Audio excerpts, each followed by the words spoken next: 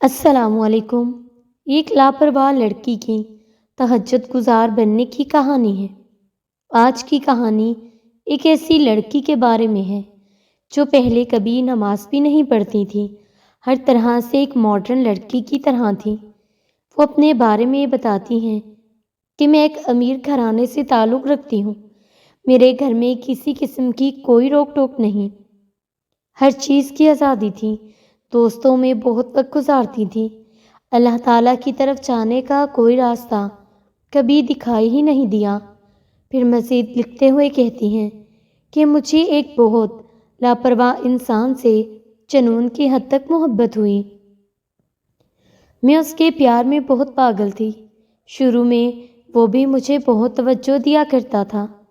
جیسے جیسے وقت گزرتا رہا ہم ملتے رہے، اس نے مجھے اگنور کرنا شروع کر دیا۔ شاید اس سے ملنے کے بعد ہی میں اپنی قدر کھو چکی تھی۔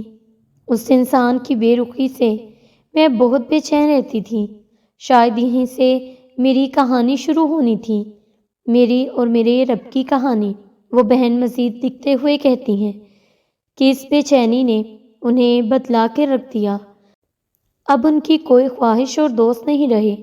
ایک دن وہ اپنی کالج کی ایک لڑکی کے پاس، جو دیکھنے میں بہت نیک سیرت تھی، ان کے پاس گئی اور ان سے باتیں کرنے لگی۔ وہ کہتی ہیں، وہ مجھے نیکی کی ہدایت دیتے ہوئے کہتی ہیں کہ مجھے اللہ تعالیٰ کی طرف رجوع کرنا چاہیے، مجھے پابندی نماز کرنی چاہیے، مجھے تہجد پڑھنی چاہیے، جو چیز میرے لیے ناممکن ہے وہ مجھے مل جائے گی۔ اور آج میں بہت مطمئن ہوں کیونکہ اللہ تعالیٰ نے میرے دل میں اپنی محبت پیدا کر دی ہے، اس پہ پاک محبت کو میرے دل سے ختم کر دیا ہے۔ وہ بہن کہتی ہیں، اللہ تعالیٰ نے مجھے اپنے قریب کرنے کے لیے میرے دل میں ایسے انسان کی محبت رکھی جو میرے لیے ٹھیک نہیں تھا۔ ایک کہانی ختم ہوتی ہے تو دوسری شروع ہوتی ہے۔ تہجد ایک ایسی عشق کی نماز ہے جو آپ کو مزاجی سے حقیقی تک لے جاتی ہے، اور کب آپ اس محبت میں رنگ جاتے ہیں پتہ ہی نہیں چلتا۔ تہجد کی نماز سے آپ کا ظاہر اور باطن دونوں بدل جاتے ہیں۔ خوش نصیب ہیں آپ اگر آپ کو تہجد کا بلاوا آتا ہے، کیونکہ اللہ تعالیٰ چن لیتے ہیں آپ کو اپنے خاص بندوں میں سے۔ اللہ تعالیٰ ہم سب کو تہجد پڑھنے کی توفیق عطا فرمائے۔ اور اکثر محبت انسان کو تہجد کے اندھیرے میں اللہ تعالیٰ کے سامنے کھڑا کر دیتی ہے، اور تہجد کے اندھیرے میں اللہ نے کن کا راز چھپا رکھا ہے۔ آدھی رات کو کیا گیا سجدہ قبولیت کے امکانات بڑھا دیتا ہے جو مقدر میں نہیں۔ تہجد وہ دعا بھی عرش سے قبول کروا لاتی ہے۔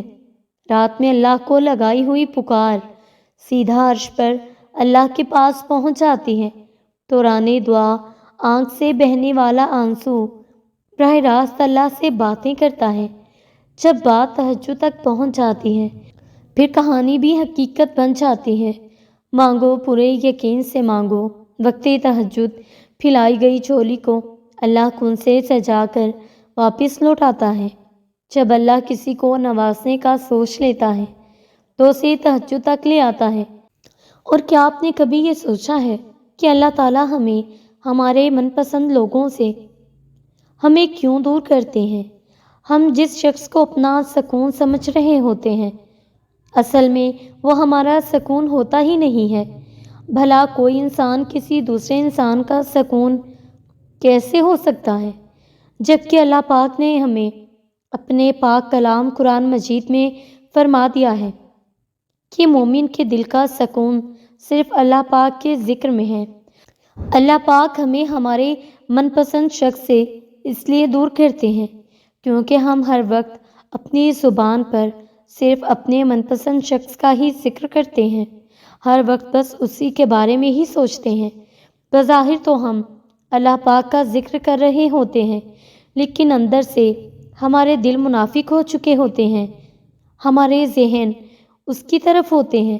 بظاہر زبان پہ اللہ کا نام جاری ہوتا ہے، لیکن ہمارا دماغ اس انسان کے بارے میں سوچ رہا ہوتا ہے، لیکن ہمارا دماغ صرف اس انسان کے بارے میں سوچ رہا ہوتا ہے۔ اس لیے اللہ پاک ہمیں ہمارے من پسند شخص سے ہمیں دور کرتے ہیں تاکہ میرا بندہ صرف دل و جان سے صرف میری ہی عبادت کرے اور میرا ہی ذکر اپنی زبان پہ لائے۔ اللہ تعالیٰ آپ کے گناہ کرتے ساتھ ہی آپ کو دور نہیں کر دیتا، وہ آپ کو ایک دم سے رد نہیں کر دیتا۔ یہ تو ہمارا اپنا نظریہ ہے نا کہ اللہ تعالیٰ ہمیں دائرہ اسلام سے نکال دیتے ہیں، ایسا نہیں ہے۔ جب تک آپ زندہ ہیں اللہ تعالیٰ نے آپ کو مہلت دی ہوئی ہے کہ آپ اپنے گناہوں کو چھوڑ کر اس کی طرف پلٹ جائیں۔ جب تک آپ زندہ ہیں وہ اپنے بندوں کا انتظار کرتا ہے، اس کی مہلت ختم ہونے تک اس کا اور آپ کا تعلق سزا اور جزا سے ہٹ کے اور بھی کچھ ہے۔ اسی لیے اس پاک ذات نے آپ کو اپنے بے شمار نام عطا کیے تاکہ آپ الجبار القہار پہ ہی نہ رکے رہیں بلکہ اپنے رب کو سمجھنے کی بھی کوشش کریں۔ اللہ تعالیٰ ہمارے لیے کون ہے اور ہم اللہ تعالیٰ کے لیے کیا ہیں؟ قرآن مجید میں اللہ تعالیٰ نے 4 مرتبہ قسم اٹھا کے فرمایا ہے کہ اس نے انسان کو احسن التقویم سے پیدا کیا، بہترین سانچے میں پیدا کیا۔ انسان کو اللہ نے اپنے ہاتھوں سے بنایا ہے۔ جس شے کو اتنے پیار سے بنایا جائے، کیا ذرا ذرا سی بات پہ اس کا مالک اس کو ناپسند کرنے لگتا ہے؟ ذرا ذرا سی بات پہ دھتکار دیتا ہے۔ ہم نے دراصل کبھی اللہ تعالیٰ کو سمجھا ہی نہیں۔ ہم گناہ کرتے ہیں اور کرتے چلے جاتے ہیں۔ اپنی مہلت کو، اپنی جوانی کو ہم عیاشی میں برباد کر دیتے ہیں اور اس پر بلیم بھی ہم اللہ تعالیٰ کو ہی کرتے ہیں کہ وہ ہم سے محبت نہیں کرتا، وہ ہماری نہیں سنتا، ہماری نہیں مانتا۔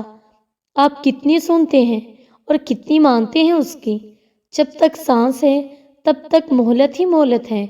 خدا را لوٹ جائیں اور کر لیں اس کو راضی، یقین کریں وہ مان جاتا ہے۔